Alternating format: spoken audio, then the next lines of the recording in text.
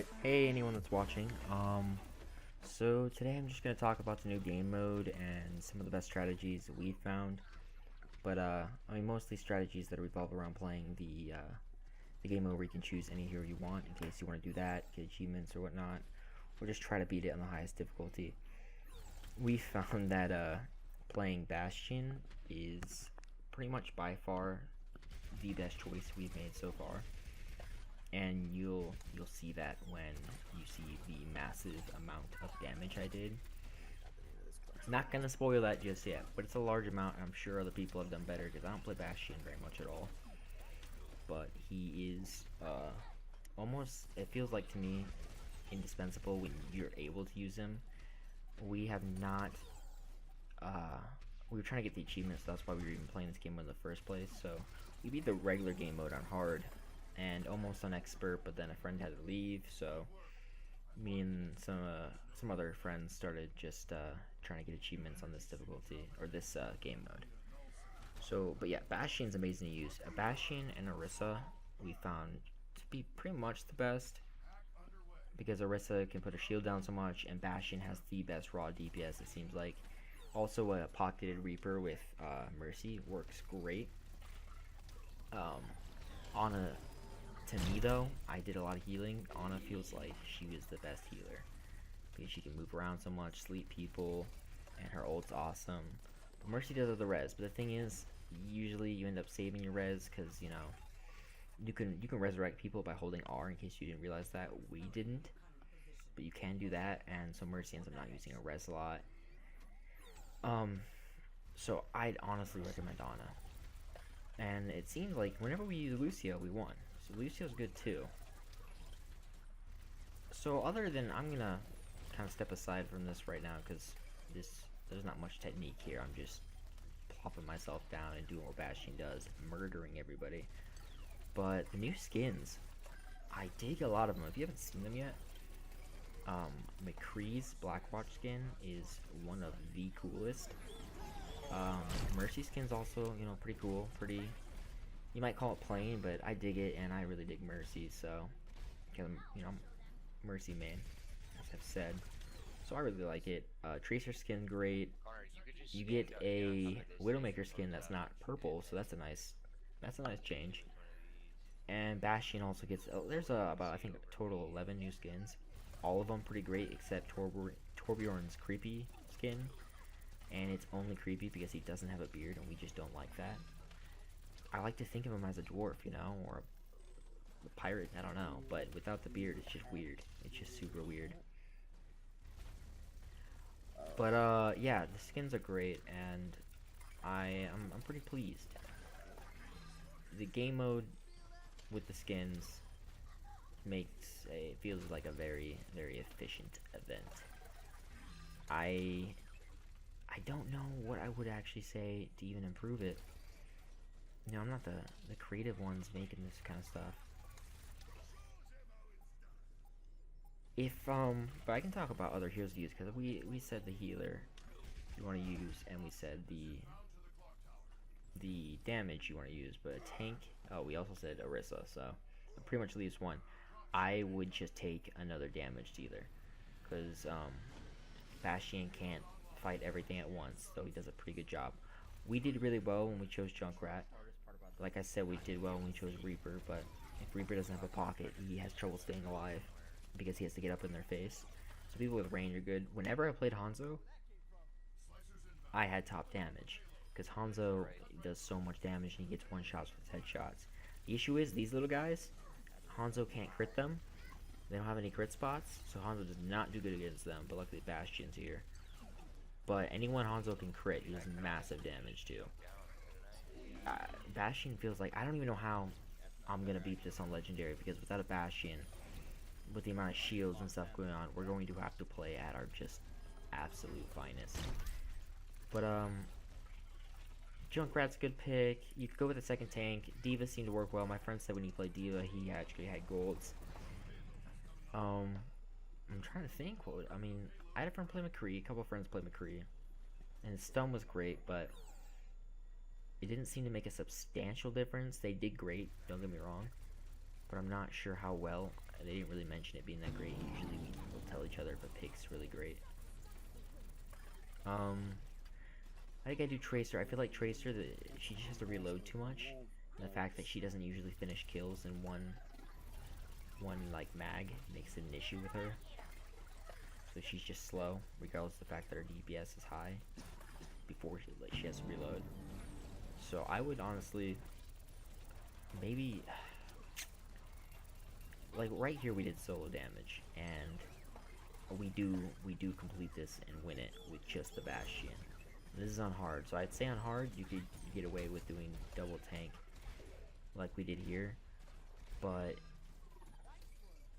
you might have to switch that unless you chose rather than Diva. I would have chosen maybe Orisa, because Orisa really is the best. Maybe I'd go Rein, Orisa on a Bastion, and you probably could slay, or even Mercy if you really wanted. But yeah, usually what we do here is we plant ourselves up here. And if you're playing the regular game mode and you're stuck with Torb, who honestly I don't think is a great pick, but you're stuck with him in the regular one, I would plant him. What we did was plant him up at the top left. I can't really show you, but at the left, right up there. Plant him up there, and he doesn't get shot nearly as much, and can see everywhere. And that way Torb doesn't have to babysit his turret, because if Torb sits and just babysits his turret the entire game, his DPS is not going to be good enough. Because Torb's turret can't hit headshots, it seems. It appears it can't get crits, and if it can't get crits, its DPS isn't maximized. And so if you're playing with Torb, and you're playing on hard or above, really, I mean, he can get away with it hard, but if you're playing an expert and your Torb's babysitting the turret and not getting kills himself, I don't think you're going to make it with his low damage, because the turret's damage is not high enough. Plus, you'll get your ult slower, and the turret's going to end up dying because you can't save it. So, keep that in mind. Torb gets massive amounts of damage, though, if he's actually playing well and going around helping the team. Overall, this game mode is really, I think, really enjoyable. With the amount of times I've already played it on the first day, granted, we were achievement hunting like crazy, and we had some iffy picks and not knowing exactly the best strategies to use, but I would definitely delegate. If you're playing on hard or above, you don't run and gun. Delegate a game plan and a path. The very end of this game mode is where you're going to actually have to use like a set strategy, and I'll explain it when we get there. But our strategy is pretty sound and doesn't fail us as long as someone doesn't stray from it. At this part of the game mode, this is the hardest part, honestly, to me. This part is just nuts and a lot of just anarchy. On the I literally can't do anything right now. the escort part, it really just, if you focus on killing the little guys, that I really didn't realize till the very last match we played. But if you focus on killing the little guys before they stop your payload, you'll save yourself so much time. Because those little guys stop the payload as soon as they get their lock on them. So as soon as they stop moving, you stop moving. So if you don't stop them, then your payload is going to get stopped constantly. So I would highly recommend targeting them as much as possible. Oh, and having Orion doing what he's doing, payload's not taking any damage. We've taken, I think we took 10% from the last fight, but Ryan and Orisa, anyone with a shield, can block their damage, and they'll just sit there locked on. It's still gonna pause the payload, but you'll get to block the damage coming, which is important. Oh, important thing to mention. We didn't have to do it here because Ryan or Bastion does so much damage, but Reinhardt has his charge. Those giant, I forgot what they're called, but the giant ones that explode. In the regular game mode, you're probably not going to have the DPS to kill them in one go. I don't think you do. I'm not sure if it's even possible. So what we do is we let it get as close as possible, and then Ryan charges it as far away as possible.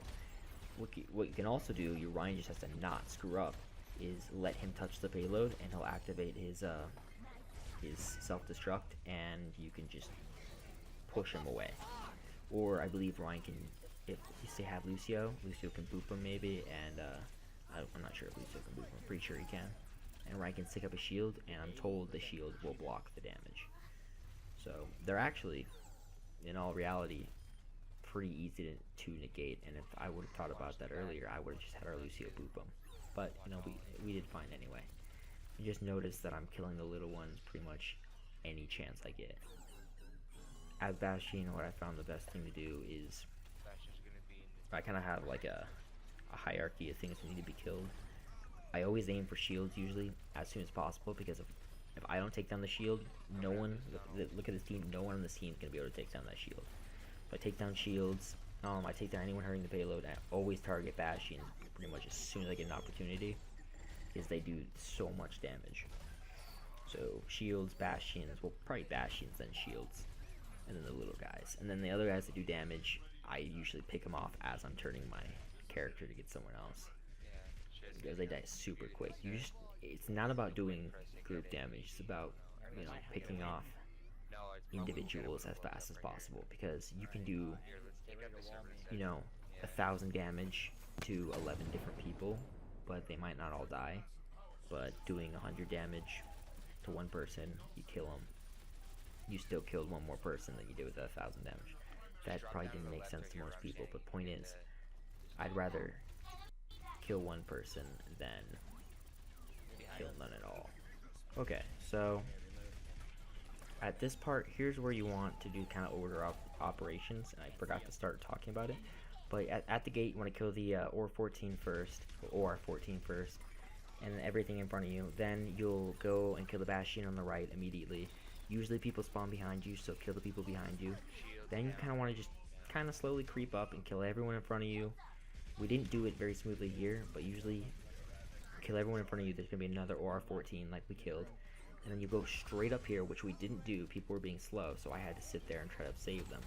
But you want to go straight up this hallway and kill the Bastion on the left here. Now, because this Bastion appeared, and he will always spawn either in front of you or directly behind you, you want to kill that ulting Bastion first, because he will come straight up that hallway, and he will murder you. So the ulting Bastion that spawns right when you get around here, you have to kill. Then you'll kill this guy, who I forgot was here. After he's dead, you go around the left, and you'll kill the Bastion right here on the left. Easy kill. It's a very easy process. You knock out all the Bastions. Now there's 0 Bastions left. There shouldn't be. And you can just lay in to the OR-14s very, very easily, and they get murdered. This is when you have a Bastion and a Reinhardt or an Orisa. It's the easiest part of the game, as long as nobody stands out of place, and that's it. We completed it. So, thank you for tuning in. I hope this was interesting to anybody watching or helpful. And there will be probably a lot more Uprising gameplay in this event. So thank you for watching.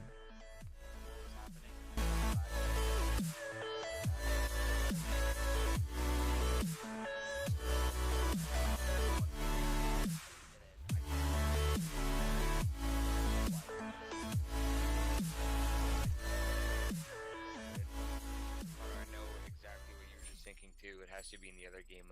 Do it on hard. 80. Yeah. Look at that damage!